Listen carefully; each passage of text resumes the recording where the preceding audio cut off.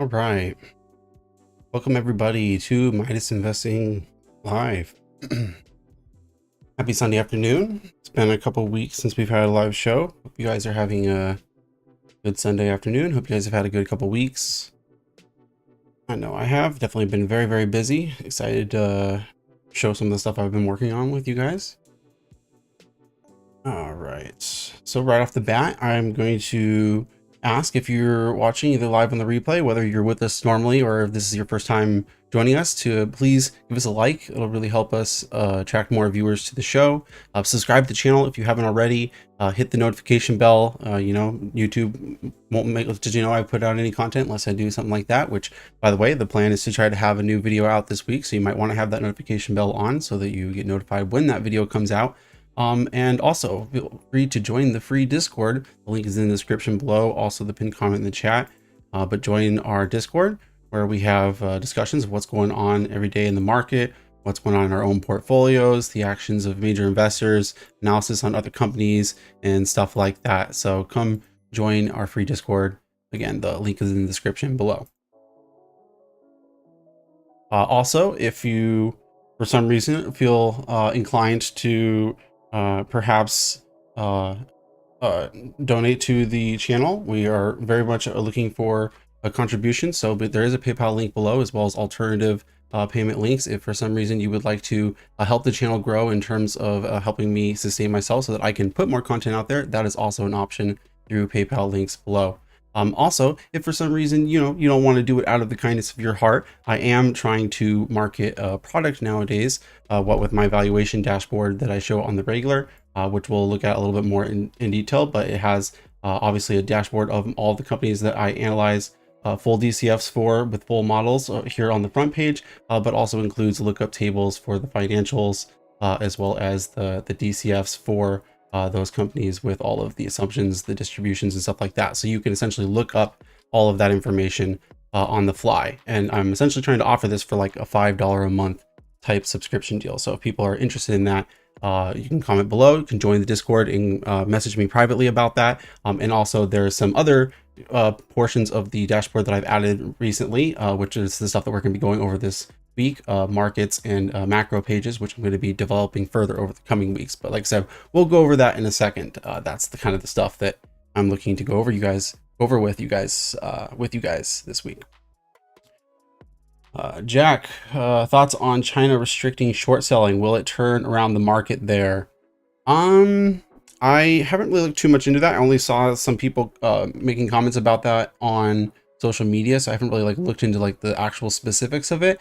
So assuming that is, as you say, it's like a full restriction on short selling, I'm not so sure about that, to be honest. My opinion on short selling is well, I don't know, I wouldn't necessarily call it unorthodox, because technically it's the academic opinion on short selling. But in terms of comparing it to a lot of people in the market's opinion on short selling, I have a relatively positive view on it in terms of how it helps markets. I think short selling is a service to the markets in order to stabilize prices at a normal level. Otherwise, you end up having a long bias, a buy bias, which leads to larger volatility once things get massively overbought. So I don't really think that has anything to do with why the markets in China are going down. Markets in China are going down because of the restrictions of the Chinese government and how overbearing they are, and how essentially the lack of trust that capital owners have with Chinese operations currently. So what they're looking for is going to be stability from the Chinese government, and I'm not so sure banning short selling necessarily helps in that regard. So I can understand why somebody would think, oh, this is going to help in a long bias sense towards the Chinese markets, and maybe it will have some sort of impact in a sense like that in a little bit. But I actually think that not allowing for free trading both directions in the market is only a bad thing, in my opinion, for markets. So that's my thoughts on that. But like I said, I haven't looked into it too specifically. So here, looking on the dashboard, or not on the dashboard, on the portfolio dashboard anyway, let's talk about some of the things that have happened in the portfolio. It looks like having some issues with some. Oh, okay. I think that's right. One of the companies is being issued. I was looking at this because I noticed my targets are not showing up for the cash in the the ETF positions, but that happens sometimes if certain data is not importing correctly. Yeah. But either way, so anyway, changes that we've had in the portfolio, nothing too major over the last couple of weeks. I've been buying HSII, Heidrick & Struggles, which I believe I talked about in our last live show a little bit already, but I've definitely been buying more and more of that. And that is the company that I am expecting to put a video out here in the very, very short term. I've already built a model up for it. I've already got a lot of data for it. I'm just kind of like trying to put together my thoughts on, like, you know, what I'm going to say in the video and then actually filming and editing the video.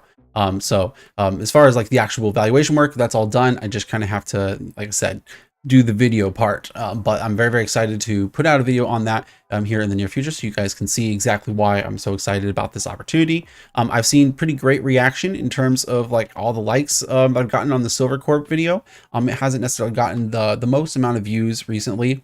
My channel in general has definitely been lagging a little bit in views relative to some of the peak levels that we had. Admittedly, that's partially because of a slowdown in my own content production. I'm prioritizing other things in my life right now over YouTube.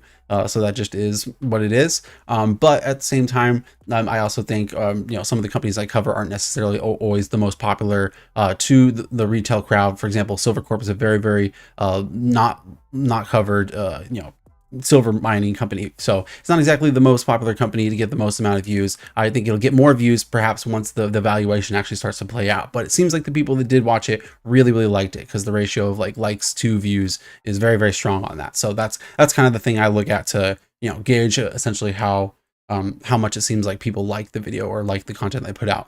But there is another new position in the portfolio. I don't believe I had this one when we had last talked 2 weeks ago, which is GNL right here, which is Global Net Lease, which is, as the name might imply, is a global REIT operator, partially retail, partially office, partially industrial. They're a little bit of a diversified REIT, but they do have a pretty significant portion in the retail, but like I said, a bit of a diversified global REIT. I've been looking at this one for some time. It's definitely has some risks associated with it. It definitely has a lot of debt, which, I mean, lots of REITs have lots of debt, but this one definitely is pretty significantly levered up, has a very, very large dividend yield. And that, it, you know, is should be a warning sign. That should definitely be something that you, when you see it, should be a red flag. And it was a red flag when I was looking at it, but to be honest, the only reason I see for it having that large dividend yield is the debt. But as I look at the debt, I'm not actually that concerned about it. I'm reasonably confident in their interest payments and their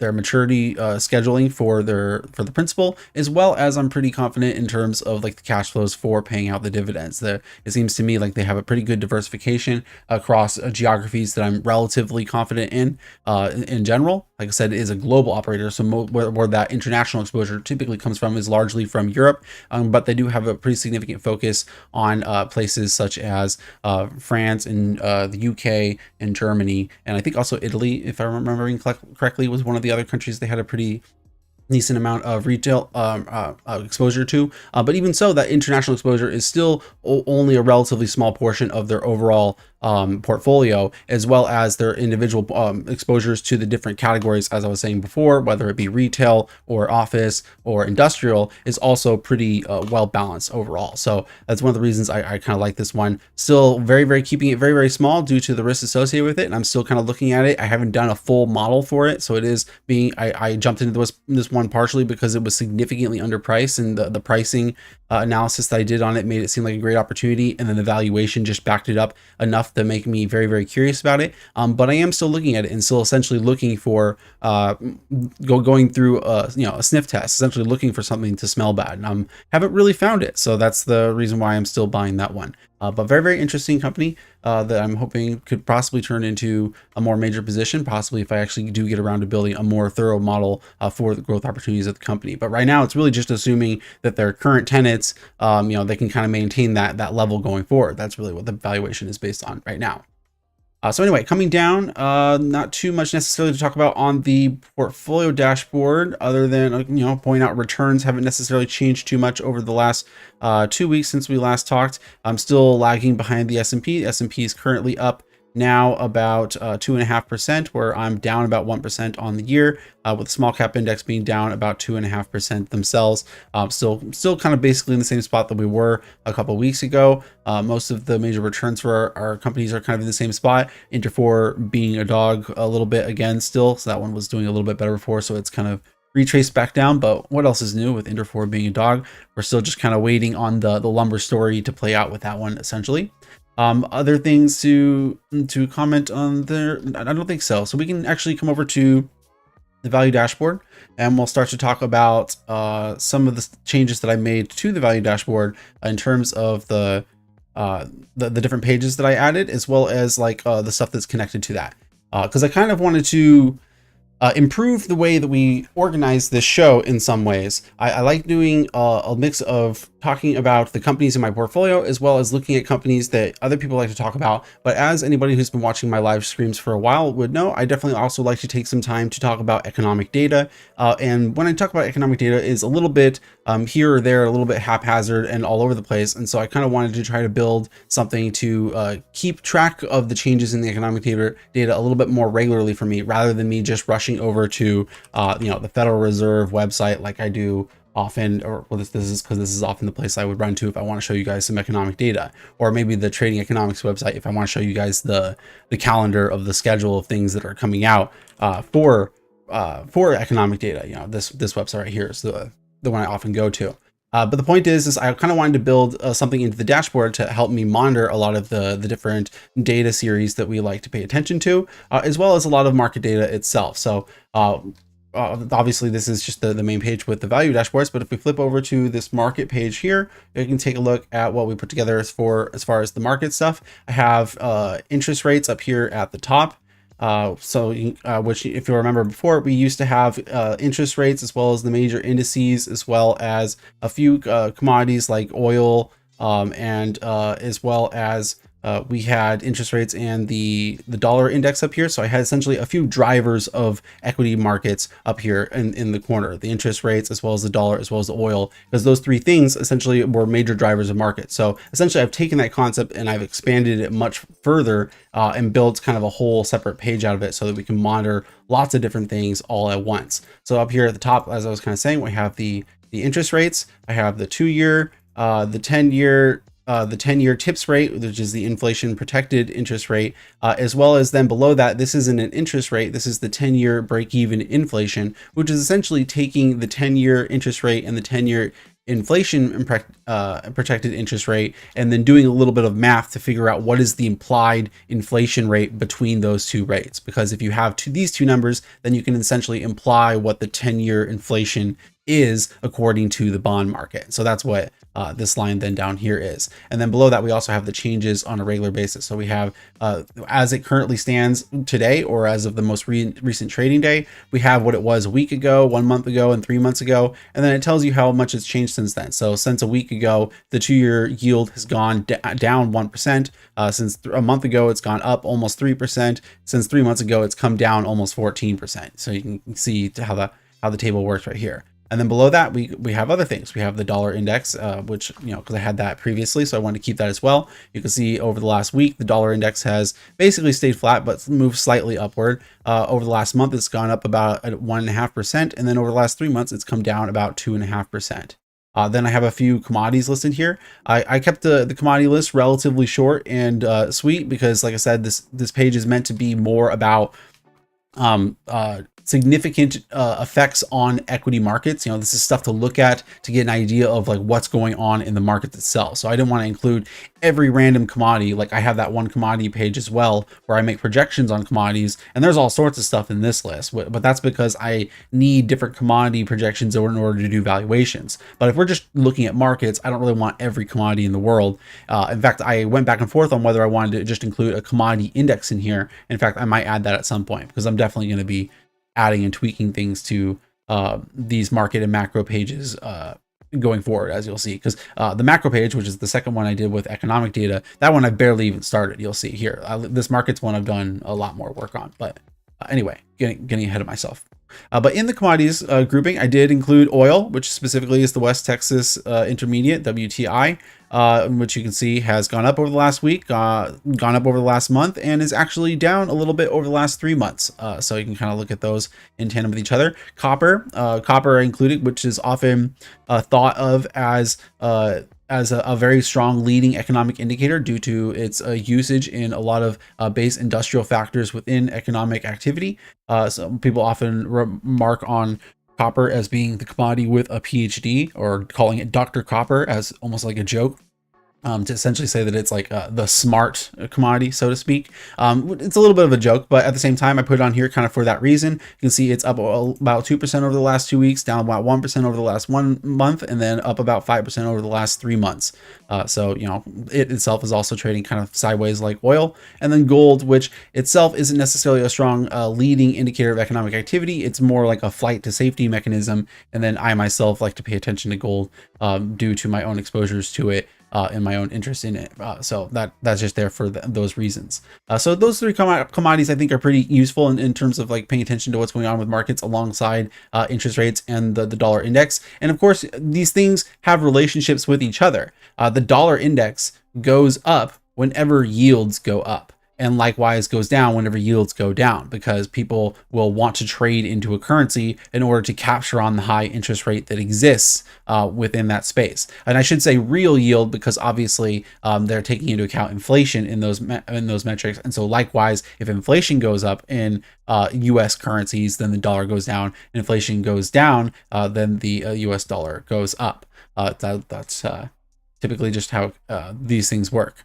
And then likewise, commodities have their own interacting relationships with these things. The dollar index is a foreign currency exchange value.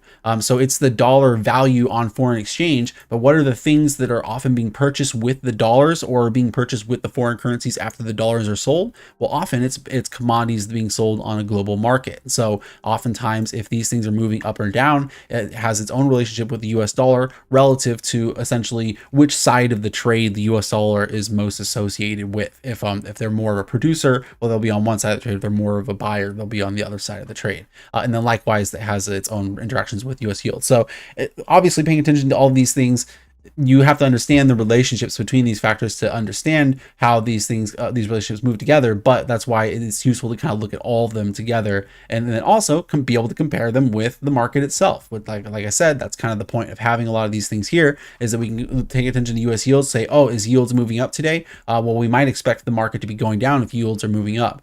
Is inflation, or is expected inflation, moving up today with the yields? Then we also, would likely expect the market to probably be going down with the yields moving up. And then likewise, is the dollar moving up with the yields? Likewise, we would expect the market to be moving down. Is the commodity moving down while the dollar is moving up? Well, that might be a sign that perhaps that's not necessarily going to last for a long period of time, because the commodities themselves are the things that are being bought with the dollar. So you can kind of pay attention and think about how likely is this to be a realistic trend. So anyway, moving past those indicators, we can look at the actual equity stuff that we have right here. I do have the major indices, the S&P 500, as well as the Russell 2000 here, so we can pay attention to that. Obviously, there's no trading today, so these are all about zero. I don't know why these ones aren't coming in at zero. These ones should technically be zero, but it looks like it's still rolling over from the previous day. I'll have to fix the calculation there, I guess, maybe. But either way, the point is, you can see the changeover in the indices over the last week. S&P has gone up about 1% in the last week. Russell almost 2% in the last week. The last month up almost 3% or 2.5% for the S&P 500, while the Russell is actually down 2.5%. And then over the last month, up almost last 3 months, my bad, up almost 18% for the S&P 500 and up almost 21% for the Russell 2000, which is pretty impressive. And then I do have the large and mid cap sector ETFs, as well as the small cap sector ETFs, which these are the same sector ETF groupings that I was doing the pricing analysis around, by the way. These ones are my bad. These are the iShares ETFs for these ones, and these ones are Invesco small cap sector ETFs, just in case you guys are wanting to look at which specific ones I'm looking at. And I do have these these returns are meant to approximate the dividend yield as well. I take a look at what the dividend yield was at the start of the year, and then the amount of days that have passed within that time frame, and then I just take a fraction of that yield and essentially add it to the return. So it's an approximation of adding on to a total return for these. It's not a dividend reinvested compounded total return. It's essentially just a simple total return, but since it only goes out to 3 months, that approximation is only going to adjust affect things by like at most 0.1% or something like that. It's going to be very, very tiny over a relatively small time window. So I'm more than comfortable using the simple math under those circumstances. But I wanted to include that because, you know, some sectors like utilities and real estate and materials and even financials, a significant portion of the return you get is from the dividends. So it can skew your perspective of what's going on in the returns if you're not actually including the dividends, in my opinion. So that's just one thing to take into account. But either way, you can see, it gives you a sense of scale of like what's going on within the market. As we had just discussed, over the last 3 months, the S&P 500 is up almost 18%. So like what's going on with that? We can see that communication is an outperformer. We can see that financials is an outperformer. And we can see that tech is an outperformer. And industrials was just barely, not quite an outperformer. Oh, real estate was also an outperformer.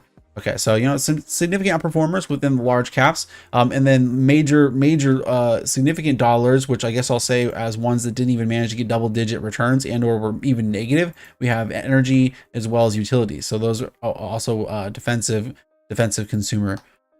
So those are, I guess, the weaker losers out of the pack. Obviously, energy being the significant loser since that one's actually a loser over a 3-month period. But you can take that into account with what we saw in the oil trends too. Oil's down 6% over the last 3 months. So energy, large and mid cap ETF managing to be down less than 1% with dividends included over a 3-month period. That's kind of impressive that they managed to do that. Either everybody seems to believe that that oil is just kind of move back and forth from that period onward, or perhaps maybe there's some more downside to the energy ETF. You know, there's multiple ways you can kind of look at that one.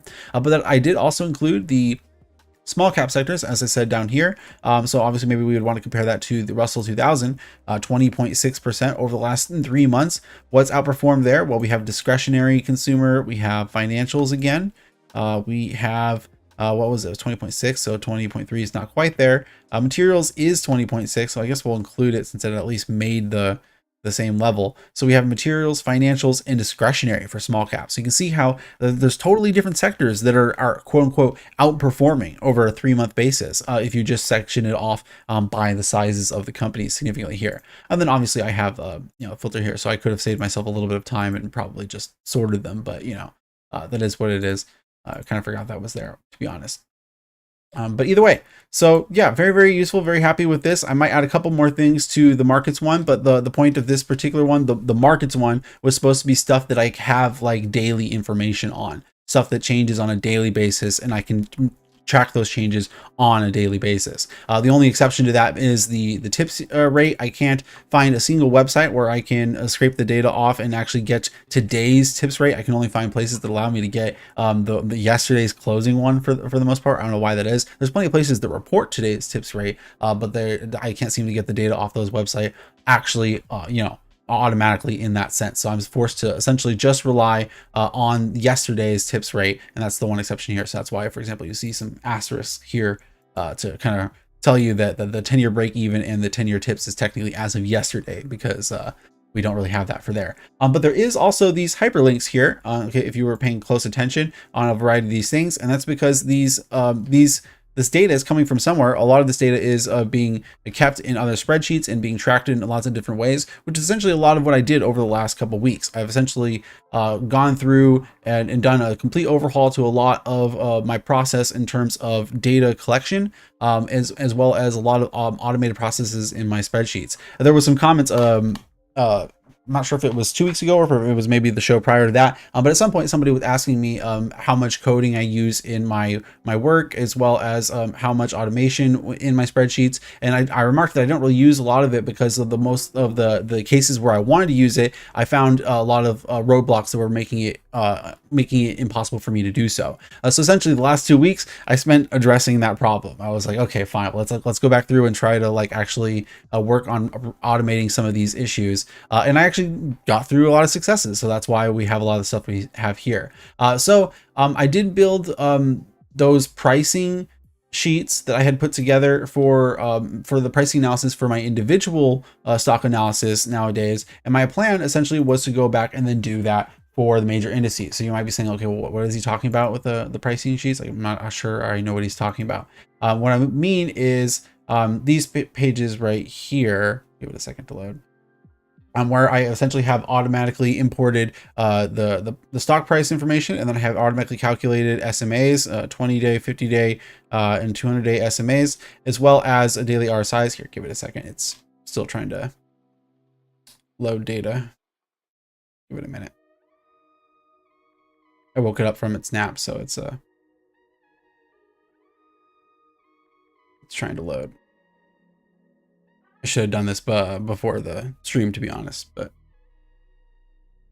there we go.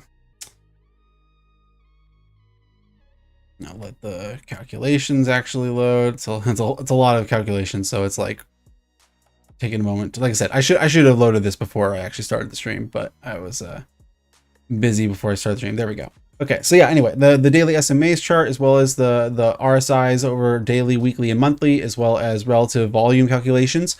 So I've done this for the individual stocks, but I wanted to do this for the index as well. So here we have for the S&P 500, you can see the S&P 500 is trailing well above its SMAs, all three of them that I have here, as well as it's above its 1 standard deviation on the daily RSI, as well as the weekly. It's hovering about the middle for the monthly, so depending on how much of an overextend you consider that, it's not necessarily too overextended, and then relative volume is kind of, in the last week or so, has definitely hovered in kind of like the average range around 1 or so. So that's just for the S&P 500. And then within the same spreadsheet, I have a similar dashboard being done for the VIX as well. So I can kind of pay attention to stuff like that. So this was just one particular page within here where, like I said, it connects back to this main dashboard here. But I have it for other stuff as well. I have the Russell 2000. I have another page where that has that. I have another one where I'm tracking the interest rates. I have another one where I'm tracking the oil price. I have another one where I'm tracking the dollar index, and so on and so forth. I have another one where we're tracking the sectors. So, you know, I can just pull all these open, just like that with the hyperlink. Hopefully these bad boys are loading reasonably quickly, unlike the other one. So come over to like the Russell 2000 one. You can see right here we have the SMAs as well as the RSIs.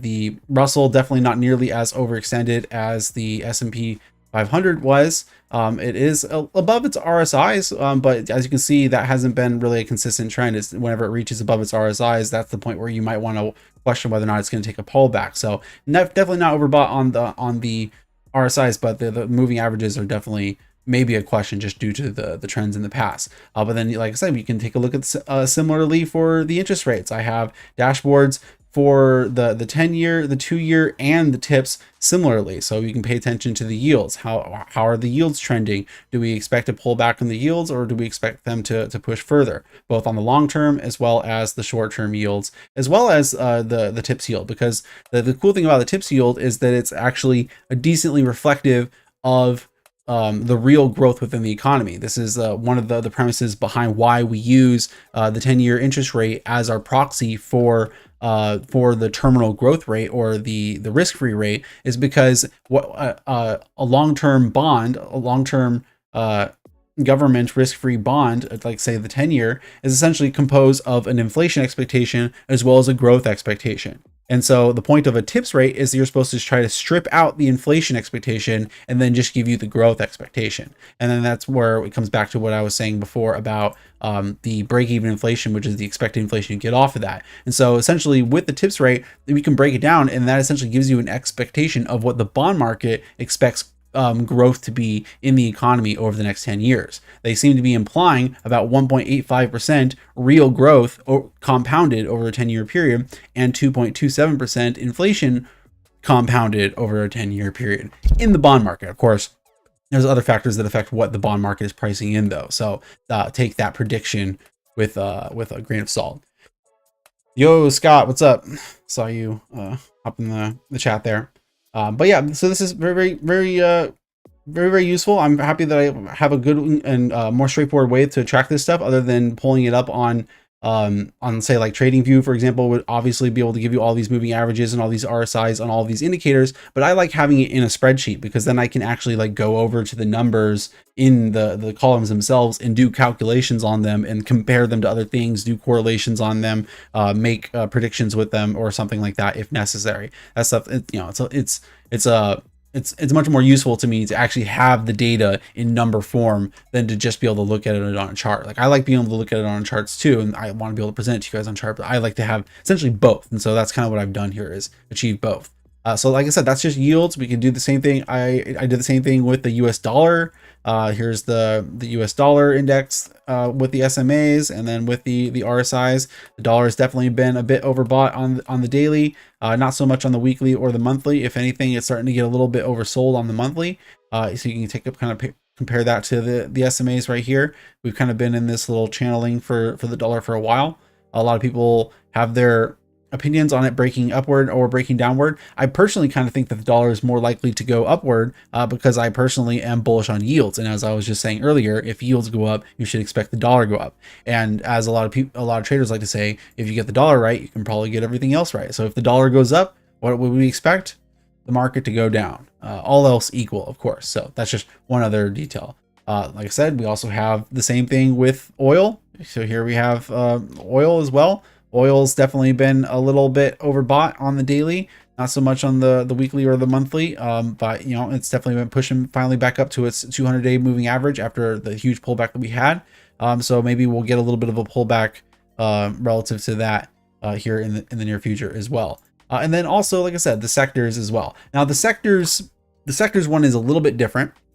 This one is a little bit different because obviously it has a lot more going on in it. There's not just like one or two series that I'm trying to track for the sectors. There's all of the sectors, right? There's like all of them. And so I kind of wanted to put together a little bit of a slightly different dashboard setup so you can kind of compare all of the sectors together all at once. And so I have these charts right here, and I have it set up so that what you can do is you can actually change the chart duration. It only has 3 months, 1 year, and 3 years, so it's relatively limited in what it can show you. But the point is you can pull up the 3-year chart, and it will do the calculations, automatically import the data, and then reset the chart. And it does it with both the large cap and the small cap sectors. So you can kind of compare the returns of them all on together. And as I had said before, this does also include the approximation for the dividend yield. Now, as I had said before, it is an approximation. So that's one of the reasons I didn't want to make the chart go longer than 3 years, because honestly, going past 1 year, in my opinion, is already kind of pushing it for that approximation. But 3 years isn't the worst. It's not going to be that bad of an approximation, in my opinion. So I decided that was okay. It's like maybe at the 3-year chart, they might be off by like a couple percentage points, maybe like 1 or 2 percentage points. It's possible. They might be off by.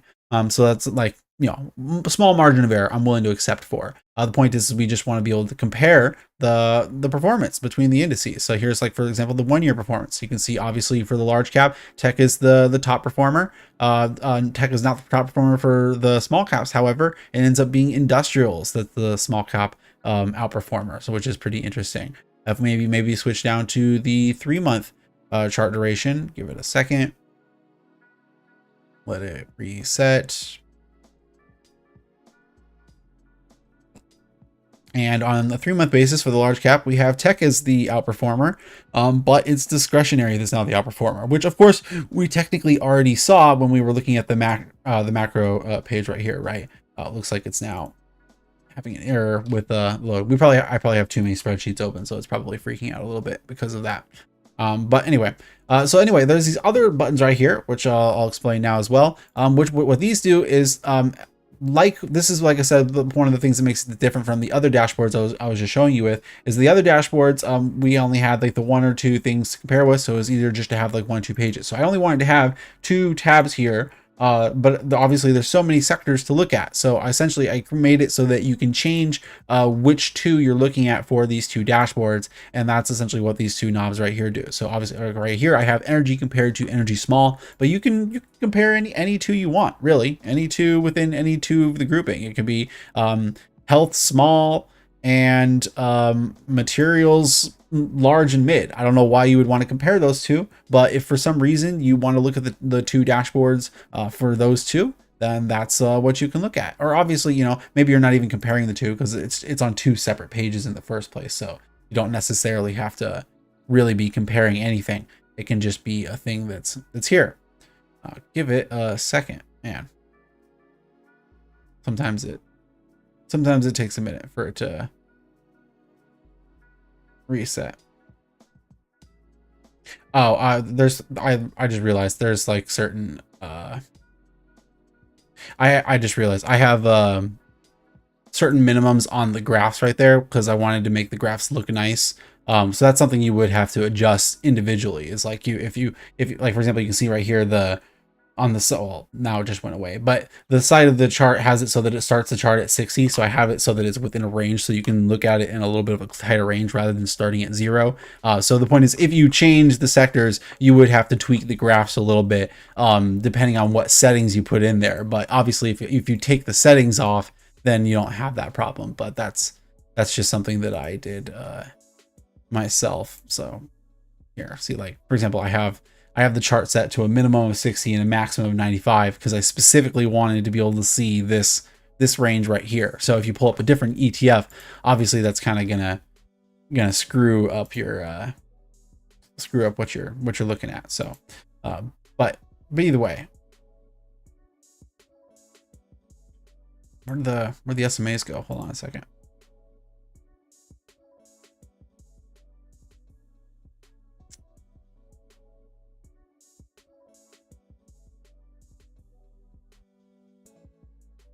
Whatever, I'll let that load in the background because that's going to take a minute for it to load anyway, and I already finished kind of going over the stuff with that. I want to move on and show you guys the other page, the macro page, which has other stuff to it.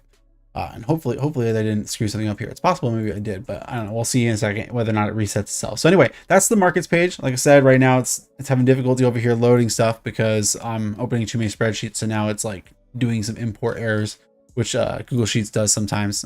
So that's what I got for opening all 5 or 6 of those things kind of all at once. It kind of screwed things up. Man, okay, I might have screwed something up there. Dang it, but what happened? Why did it get rid of the SMAs automatically? I don't know. I'll have to fix that after the show, but work in progress. What can I say? So anyway, let's go over to the macro page though. I'll show you guys the stuff that's on that, which, like I said, this one is definitely even more of a work in progress. Like this one is probably the majority of what I'm even going to add over here, but the macros page, I actually want to add a ton more stuff to. But this one is a little bit more of an in-depth process. But anyway, the point is I kind of want to have as much of the stuff that I like to look at on the economic calendar as possible. I want to be able to have automatically importing into its own spreadsheet, which was another thing I needed to be able to figure out because that was a separate issue altogether, because that didn't involve scraping data on a daily basis from certain market reporting websites like the other page does, like these market data pieces do. This stuff only updates on a weekly, monthly, or even quarterly basis, depending on what it is. So the point is like these things, you don't really need to worry about the timeliness of it. It's really just more about how you get it onto your spreadsheet from the data sources itself. And a lot of this data, as I had kind of already said, comes from places like the Federal Reserve website.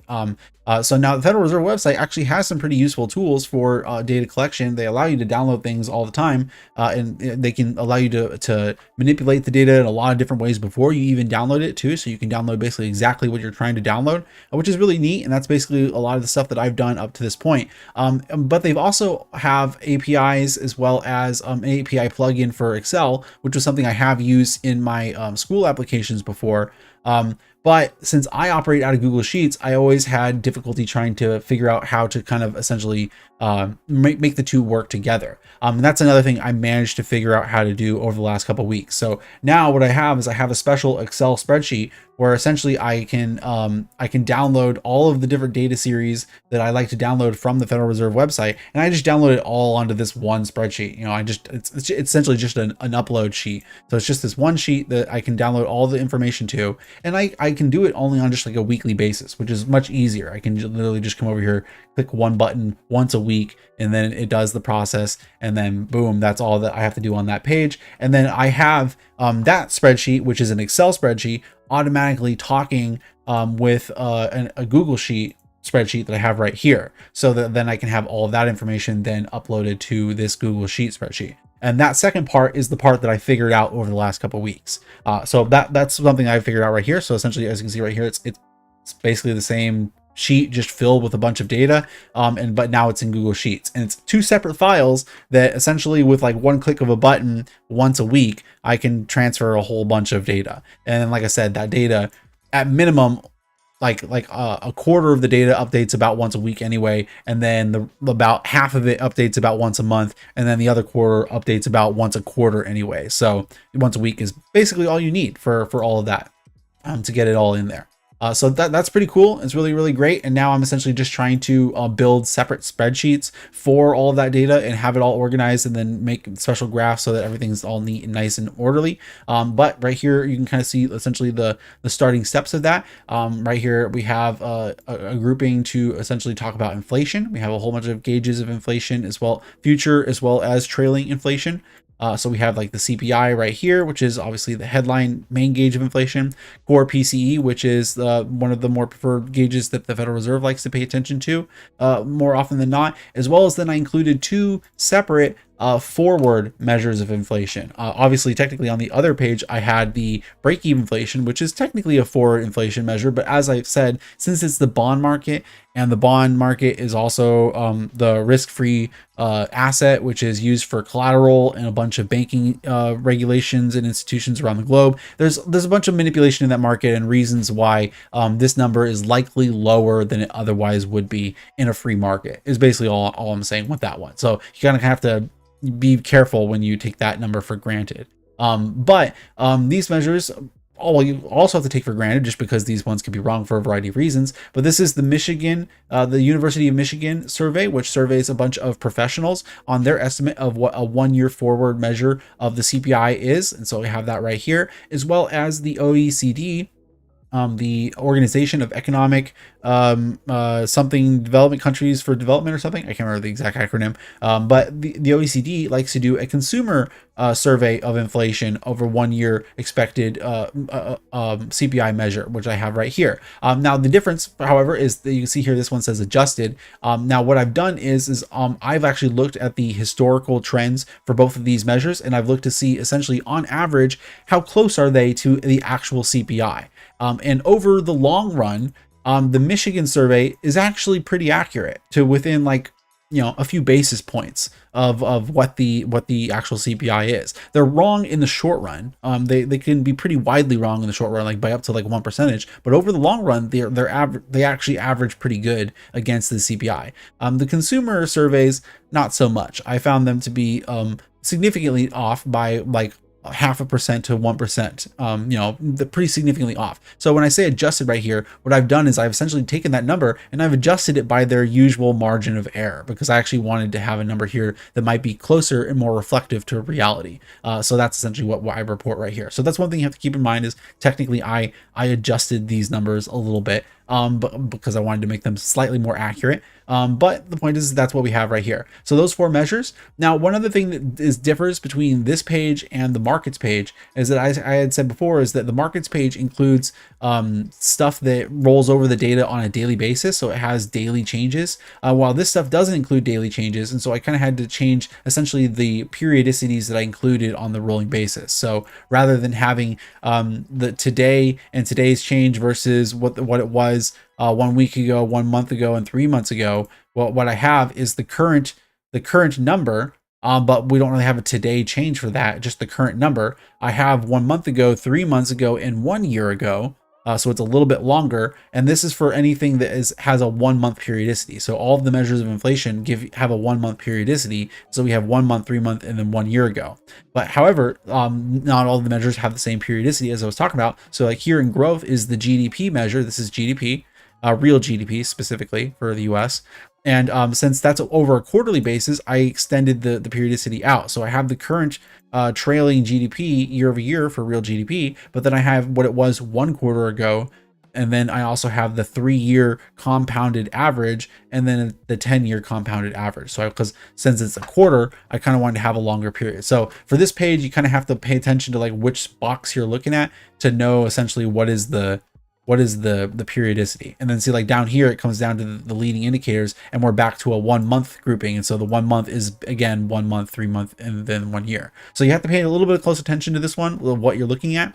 And then I have the changes since 1 month ago, 3 months ago, and then 1 year ago, or since last quarter, or since the 3-year compounded average. What's the change since then? Or the 10-year compounded average, how different is it since then? But what we also have here underneath the current number is it tells you which specific month or quarter that the current number is from, because some of these measures also report their information at slightly different intervals as well. So like the CPI, for example, often reports itself ahead of core PCE. Core PCE actually did report this week, so they currently both show December. But like if I had showed you guys this dashboard a week ago, this would have showed December. Well, this one would have showed November. And so I wanted to show you that so that you know that you're not looking at exactly the same number, right? That's something you kind of want to have here. And I do have that for, like, for example, the Michigan survey. This is the estimate as of November, but for the consumer estimate, we actually do have the estimate as of December. The Michigan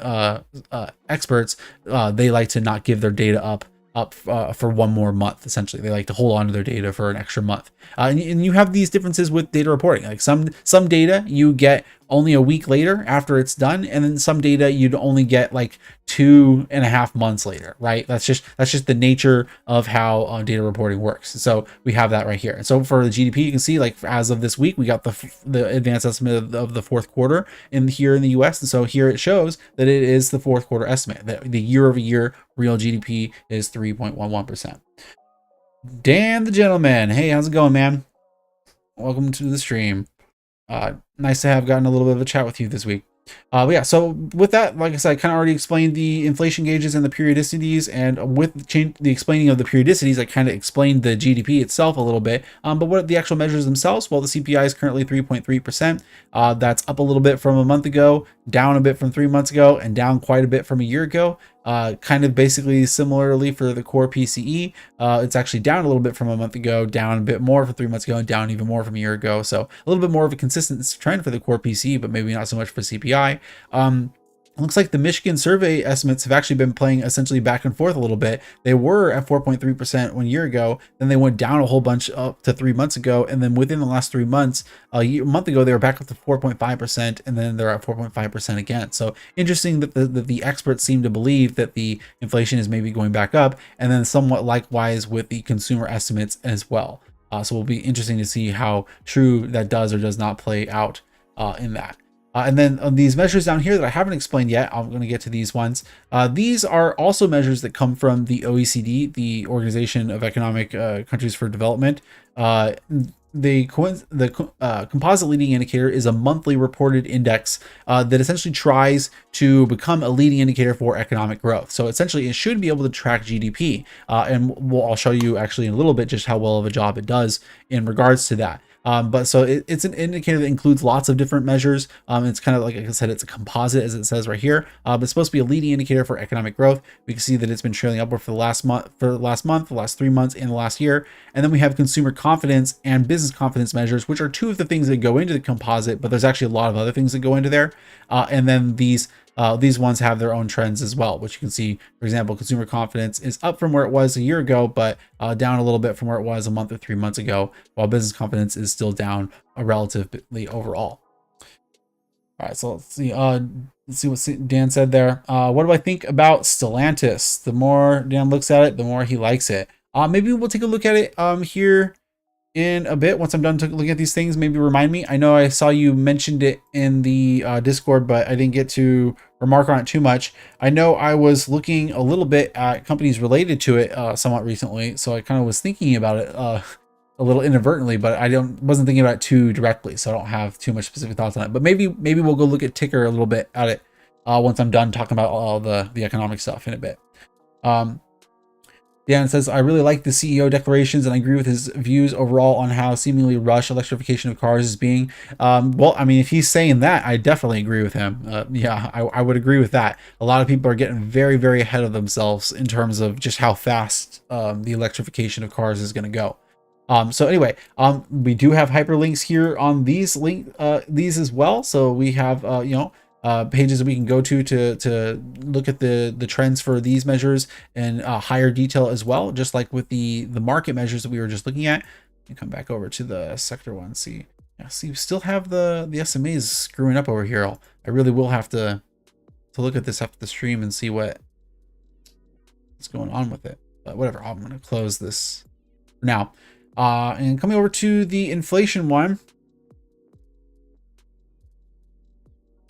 I have these ones we don't really need moving averages and RSIs for since it's economic data, but I do have charts that I want to be able to pay attention to on somewhat of a kind of rolling basis, to be able to pay attention to what's going on here. For example, here, let me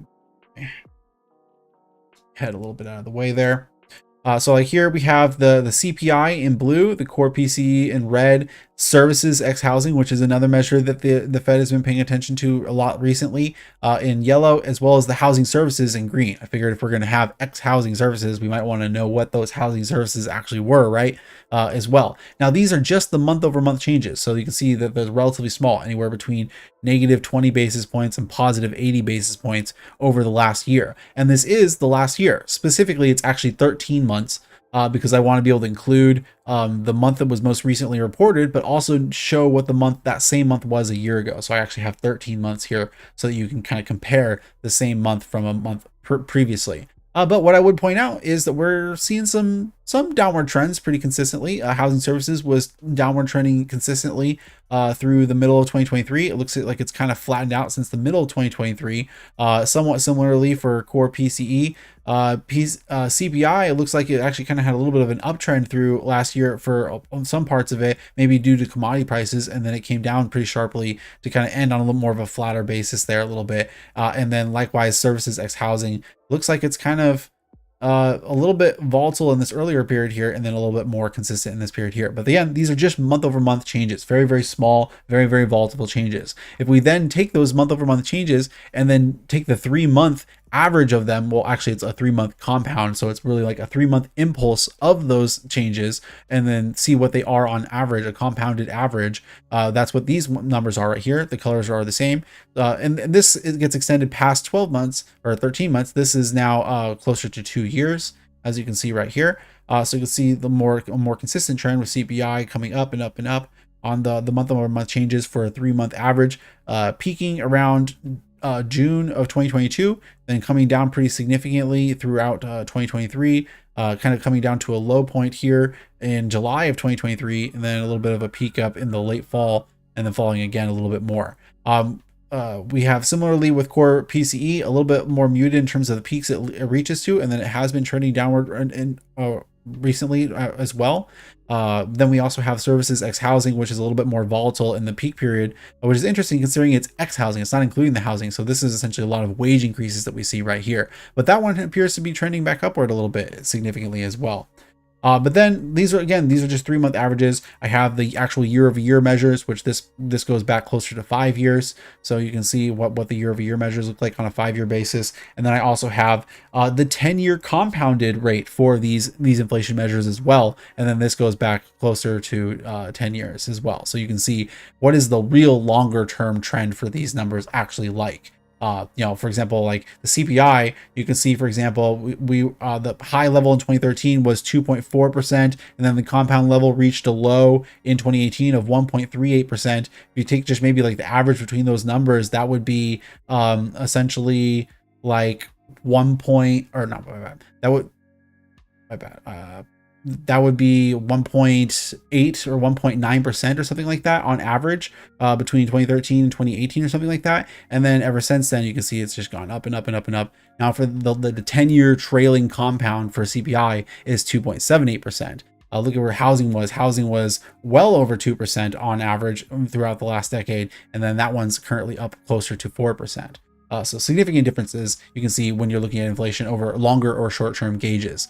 So anyway, let's go over to the economic growth one, the GDP as well. I have charts for the GDP. Here, this is a much more longer term chart, and I also have the recession bars, as you can see here as well, which the Federal Reserve website, you can download data sets to give you the recession bars as well. But we have year-over-year GDP. This is real GDP with the blue line you can see, and then the 3-year compound growth rate with the red line, and then the 10-year compound with the yellow line. So you can see what has growth actually been like. There's all this talk in the news, right? Every time there's a new GDP report, either Biden or Trump or whoever your favorite president is will tout the strongest economy of all time, right? And they'll boast numbers of 3, 4 plus real GDP growth or something like that. Well, what's the actual rate look like if you take the quarter to quarter volatility out of it, right? Well, over the last 10 years, including right up to the most recent quarter, it was more like 2.35%. In terms of the actual compound, and of course that includes the fallback in GDP from 2020, of course, but I would point that the compounded rate has actually increased from where it was in 2019. See, like 2019, the 10-year trailing compound was like less than 2%, and then we're actually up north of 2%. So we've actually more than made up the GDP that we lost in terms of from 2020 as well. And this is real GDP. This is a inflation adjusted, right? This is already adjusted for that measure. So now getting back to those composite numbers, those leading indicator numbers that I was talking about, that I said should be measures that help guide for economic growth, guide for GDP growth. You should be able to somewhat be able to predict these movements with those measures, which come in on a monthly basis rather than this series, which comes in on a quarterly basis. So if I switch over to show you guys that stuff, we can actually take a look at that. These bars are a little bit complicated. I have multiple indicators here. The blue is the leading indicator, so that's the one that's actually supposed to track GDP, and then the red is consumer surveys, while the yellow is the business surveys, and then we also have the recession bars right here. And you can see that they rise, they move, they ebb and flow, and then they all fall together whenever the recession comes near it. Now, these black bars or the black lines is something. What I did is I looked at each of these indices. I took a look at where their 25th and 75th percentiles were. And I said, okay, whenever these indices are below their 25th percentile, which means they're outside their norm, I'm going to say that means it's actually flashing red for that indicator. And then what I did is I counted up. I said, well, let's count and say, when do these indicators agree with each other? And so that's what the bars show you. It says if it's up 1/3, it says that one of these indicators is flashing red. If it's up 2/3, it's saying 2 of the indicators are flashing red. And if it's all the way to the top, that means it's saying all 3 indicators agree with each other that we are going into economic distress. So what you should see here is you should see the black lines line up with the gray bars if the indicators are actually a good signal of economic health. And well, what do we see? We see, I would say, mixed success. It actually does manage to predict pretty much every recession here, 2 out of 3. 2 out of 3 indicators will be flashing red for every single recession here. However, it does falsely predict a few recessions as well. It falsely predicts one here in 1966. It falsely predicts a follow-up one in 1991-92. It falsely predicts one in 95. It falsely predicts a follow-up one in 2003. It falsely predicts one in 2016. And then it falsely predicted one last year. So it's a mixed signal. It successfully predicts them. It's accurate, but it is not precise, to use the terminology. All right, now to get to some of those questions, I saw Dan was asking questions that were relevant. Well, he was asking some less than relevant questions too, but let's look at those too. If we ignore ADRs, which I do, I think Stellantis is probably the only auto manufacturer investment that makes sense right now. Okay, we'll maybe look at that later though. Maybe there is some good investments in the ADR space, but I just ignore ADRs in my strategy. Yeah, fair enough. But to the question that was relevant, like I said, does it also have this data for other countries such as Brazil, for example? Yes, Dan, yes. These data sets pretty much exist for lots of countries. The OECD is an international organization that includes most of the major economies of the globe. and they report these data series for lots of countries. So you see that I've only done this for the United States here, but my goal is to actually do this for lots of countries going forward. My goal is to do it for as many of the major economies as I feel like monitoring at some point in the future. So it's very possible you'll see me put together a similar series like this for Brazil, since they themselves are a pretty decently major economy. And obviously I know you're watching, so maybe I'll do it just for your sake. But yeah, you can find these data series on the Federal Reserve website. OECD Composite Brazil. Like I'll just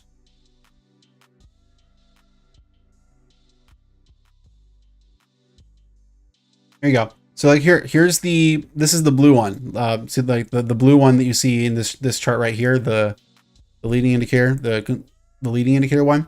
This is that same measure for Brazil right here. Unfortunately, it only goes back to 1994. So depending on which country you're looking at, they're only going to have data going back to certain points in time. Obviously the United States has been, measuring and recording economic data for a long time. We have a very robust economy that's been doing that for a very long time. So this data series for the United States goes back to 1960. For Brazil, it's only going to go back to 1994. So that's the limitations you get when you start looking at other countries. But yes, they have these measures for many countries. You can go and find that stuff and look at it, and it's pretty useful stuff. Yeah, see, I don't know too much of the specific history of the currency in Brazil, but oftentimes there will be some sort of major regime change, and then that's suddenly when the country gets added to these groupings. So yeah, if there was like a major currency regime change of some time around that time, then that would make perfect sense for that to be essentially like the point in time where they start the measurements from. Like it's similar, like for example, if you look at like data for Russia, most of the data for Russia starts where the Russian Federation comes into existence at the end of the Soviet Union, right? And if you want to like find more information about Russia, you have to go find Soviet Union data, and then you have to try to strip out the other countries from the Soviet Union. So it's like, that's one of the things that you often find with when you're looking at economic data in general at any country, is you kind of have to take their history into account. It's like what happened in their history, what's going on with their history, and you might only want to look at data from a certain point onward because of certain points in history. Like a lot of data that I look at in the United States, when I'm looking at a lot of price data, especially commodity price data, I only look at it from 1972 and onward. Because that's when we broke our final leak with the gold standard. So in my opinion, if you're looking at commodity prices prior to 1972 is kind of useless. Like it's you have fixed prices in terms of commodities. So sometimes there's these things you want to take into account, depending on the country, like I said, depending on the history. But yeah, interesting stuff right here. So pretty neat. As I said, though, obviously, as of the most recent numbers, it seems to be believing that we're going into an economic crisis right now. We obviously didn't have one last year, so maybe the signal's a bit early. Sometimes these signals come a bit early, but not often. More often than not, they come kind of like right on time or not at all. Sometimes they're a little bit early, but not hugely early usually, as you can kind of see. But very, very interesting data sets. Nonetheless. So anyway, like I said, that's pretty much all I put together for the economic stuff. I have, like I said, a lot more for the market data, which I already went through. And my plan is to expand a lot of the economic data sets. I'm planning to add a section for employment, and then we'll have a section for real estate, and then we'll probably have a section for like actual industry, like industrial the sector of the economy, as well as then at that point I probably will include some stuff on international, probably some global stuff, and then maybe some other major economies and stuff like that. So yeah, very, very happy with all the work I did right here. Like I said, it's pretty much been 2 weeks of me coming up with new ways to download data as automatically as possible, get it as sorted as automatically as possible, and then make it so that I can kind of look at it and have charts that kind of automatically update themselves on a regular basis. And so from now on, my goal is to, on kind of like a weekly basis or every other week or however often I do live shows, is to try to go over as many economic series that have changed over the last week, and then also highlight, the things that have had major changes over the last, month or 3 months, so that, we can actually actually kind of highlight these things. It's like, you know, if yields have dropped a whole lot over the last 3 months and we haven't looked at a yield chart for a while, well, maybe it's time to take a look at a yield chart. Is energy down a whole lot compared to every other sector? Well, maybe we should pull up that energy chart and maybe even the oil chart as well, right? And things like that. So that's kind of all the work I did the last couple weeks. And in many ways, like I said, it's kind of hoping to shape the way that we organize the show going forward a little bit. Probably going to be, like I said, have a little bit more of a structure to how I go over the economic data series going forward. So that's pretty much it with that. Now we can take a look at some other stuff. Take a look at some other companies. Oh, here also on the dashboard here on the actual valuation page, though, I do have my momentum strategy indicator here as well. I didn't put that on the other page because I kind of wanted to have it in front of the companies so that it's right in front of my face as much as possible, since this is the page I look at the most. Because this is I change my strategy at the end of the day depending on the signal. But it's worth noting I have neutral momentum currently, so I'm currently expecting either the market to maybe push into a little bit of a bearish momentum here in the near future, or possibly it'll reverse and go back into a bullish mode. It often only stays neutral for a day or two before reversing course, so we'll have to see what happens with that.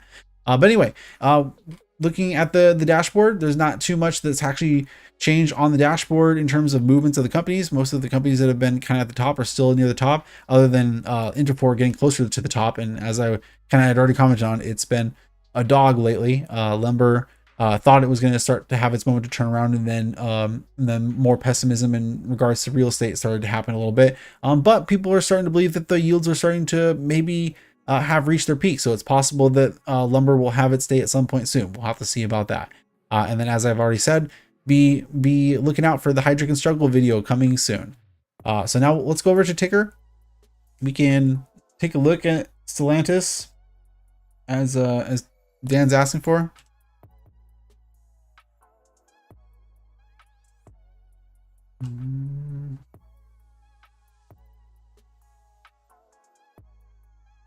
Yeah, I was literally just commenting on this one the other day. Not really because of this company, but just because of the ownership of the company. Exor Netherlands, this being owned by the same guy who owns Race, the Ferrari company, as well as what was the other ticker he had? Just talking about it the other day. I can't remember.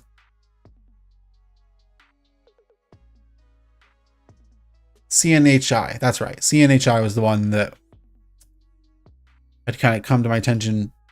Scott was asking me to maybe take a look at this one. And I do think this one looks actually kind of interesting, this CNHI. So I don't know. I'll have to maybe take a look at that one. But anyway, it's not Stellantis. It's not the one that you asked for, though. So let's yeah. Well, it's a family company that's been moved into the public space, and so a lot of family companies have very, very interesting relationships between all of the interior brands underneath them. They do often have very strange combinations between the brand stuff, which is interesting because I thought you generally like to stick to stuff that's a little bit simpler. I would think that they have a complicated share structure, don't they? I haven't looked at it too specifically, so I'm not 100% sure on that, but I would have thought this one would have had a more complicated share structure than you would be willing to look at than normal. But interesting. So anyway, 8% growth expected this year, 8% after that. We have pretty strong analyst count there, so that average is hopefully pretty reliable. They seem to believe we're getting 28% and then 29% in EBIT margins after that. And then they seem to be expecting 17 and 18% free cash flow margins. Okay. EPS growth 14% and then 10 to 11%. Actually, let's not look at valuation yet. Let's look at other stuff.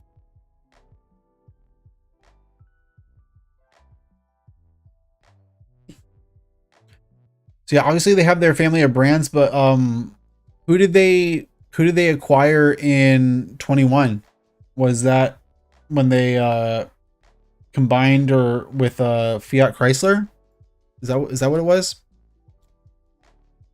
Trying to remember the exact history here. I haven't really paid very close attention to this company much, so I can't really remember super specifically.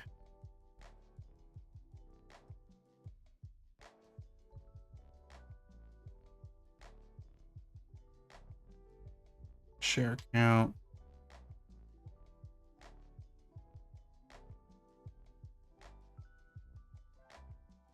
Of course, they only report the share count up to that point, probably because of the combination.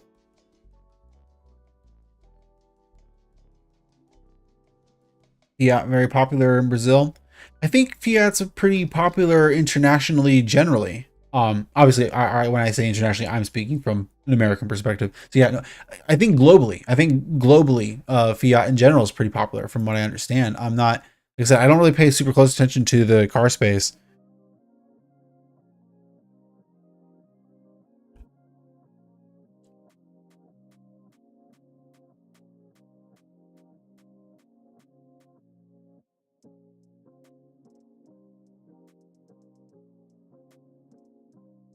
No Brazilian auto manufacturers.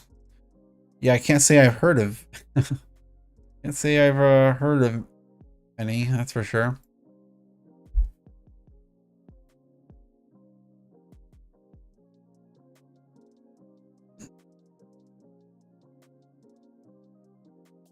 Top car companies by revenue. Well, Stellantis is number 3. I was hoping. Should have said brands, not companies. Or make. Make by revenue.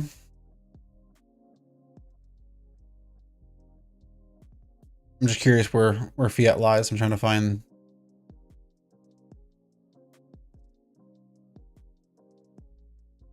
I don't know. I give up. But anyway, back to the financials. All right, so let's look at the ratios a little bit, though. Gross margins is definitely going to matter a lot for this one, that's for sure.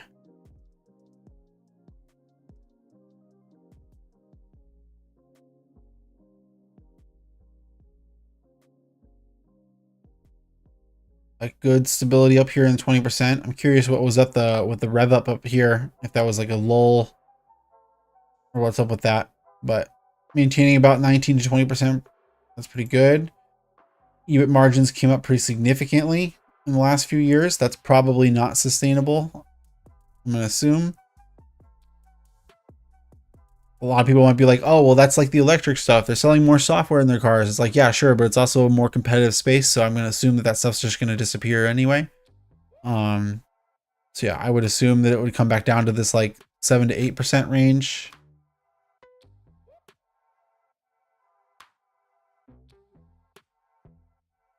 Asset turnover, we can probably assume will continue to come back up because it came down because of their the growth in size, you know, the combination. So we might be able to assume that this is going to come back towards an asset turnover of 1.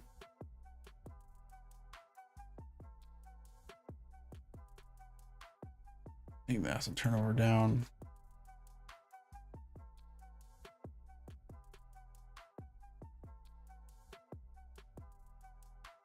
They have a negative cash conversion cycle. That's interesting.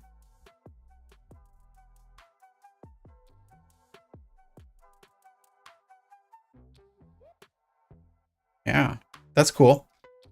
That's very good, by the way. Negative cash conversion cycle is good. That means that they get paid before they have to pay their own bills. So they on average get their money 28 days before they actually have to pay their bills. That's actually really good. That's essentially like free financing. They're being financed by their customers and by their suppliers, but mostly by their customers. Or not their customers, by their suppliers. My bad. I mean, partially by their customers, because most customers, yeah, because that's the thing. Most businesses would get paid like a month later by their customers, whereas these guys get paid really quickly by their customers because, you know, they're automakers. So they get paid really quickly by their customers, and then they take a couple of months in order to pay their suppliers as well. So that's actually very good for them. I wouldn't have necessarily expected that for this type of business. So that's pretty cool. And then total liabilities has been coming down. It's kind of not, it's up there, but it's kind of coming down, but probably not terrible for this industry, honestly. That's actually probably pretty good for this industry, to be honest. So yeah, I mean, hey, this looks like a reasonably healthy automaker in terms of a lot of its numbers. I'll say that.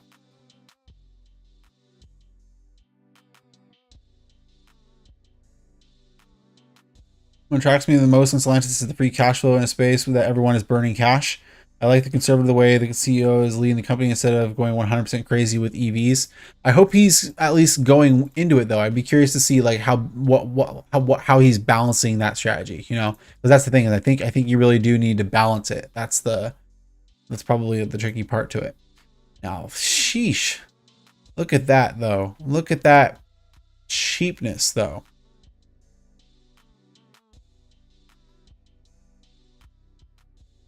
I mean, that definitely seems like it's got to be too much, right?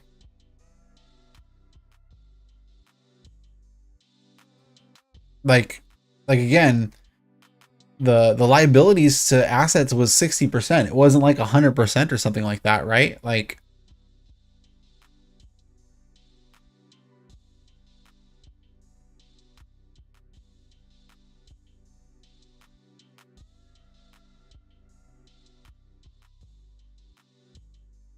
I don't know.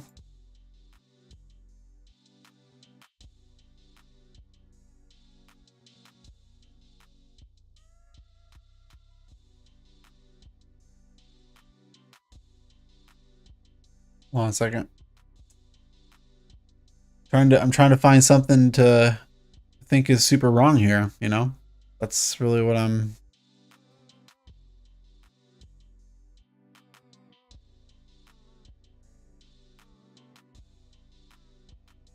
And I mean, I'll be honest, my bias is kind of against the auto industry. Like in my opinion, it's like it's an industry that just doesn't seem like a fun industry to invest in to me. So it's like my bias is to kind of be like, I don't want to invest in this. So I don't know. I almost want to find something bad in it, and I don't really see too much. Like honestly, it looks way too cheap for a company that's financial position is pretty okay.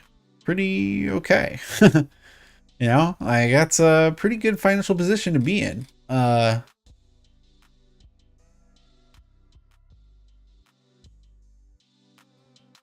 yeah, interesting.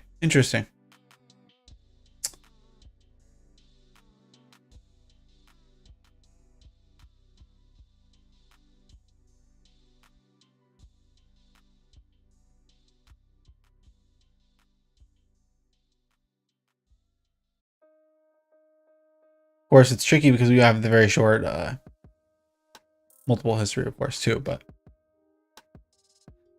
yeah, interesting. Very interesting. I'll have to maybe take a closer look at it. I'm definitely not. Yeah, I'm not very hyped on the industry at all. But pretty interesting. Yeah, and almost 7% dividend yield with a 22% payout ratio. That's a good ratio between the two.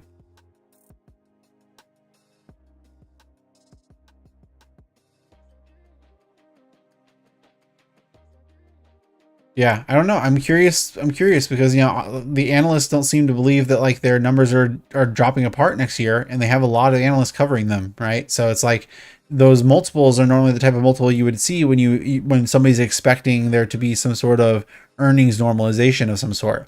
And as I was kind of already saying, I would expect there to be normalization in the whoa, wait a minute. Hold on a second.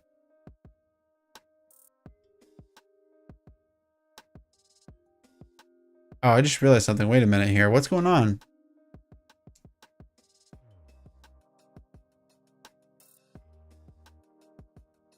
EBIT margins climbing towards 12% here, but then if I come over to the estimates, the EBIT margins show 29%. What's up with that? Is something to screw up on the currency conversion or something? What's going on with the...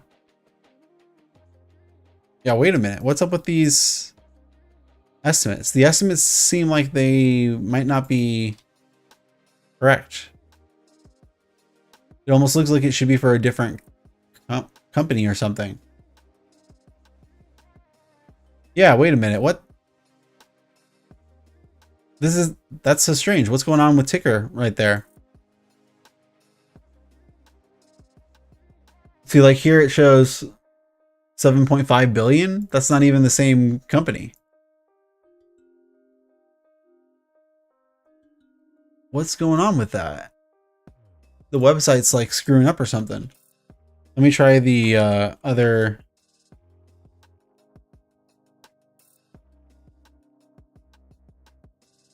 There we go. Okay, yeah, I was like, wait a minute. I was like, what's going on? I was like, what? For some reason, the STLA ticker, I think, was causing it to screw up the estimates. Everything else I think was right, but the estimates are wrong. It took me a minute to realize that. I was like, wait a minute, that's not even the same. Yeah. Okay. Yeah. So now these estimates are going line. Okay. Yeah. See, I mean, 8% growth would have been very nice. Jeez. Okay. But I mean, yeah. So, I mean, they're not really expecting growth over the next 2 years, but either way, that still sits with the narrative I was about to say. Because what I was about to say is like this multiple that we see right here would make us think that like they're going to have their earnings cut in half or even worse over the next year or something like that. Which, yeah, they're not expected to grow in terms of sales, and their EBIT margins are expected to stay in this kind of 11% range. Although, like I said, I would expect maybe some normalization on that. So they are expecting their EBIT to drop a bit, but not get cut in half. They're expecting like margin normalization is what they're expecting, and not even a crazy amount, 1% of margin normalization. And then they expect it to not do anything further in the next quarter after that. EPS is expected to drop next year and then be up, but 9% EPS drop in order to have a multiple of like 1.5. Yeah, very, very interesting. Very interesting. Yeah,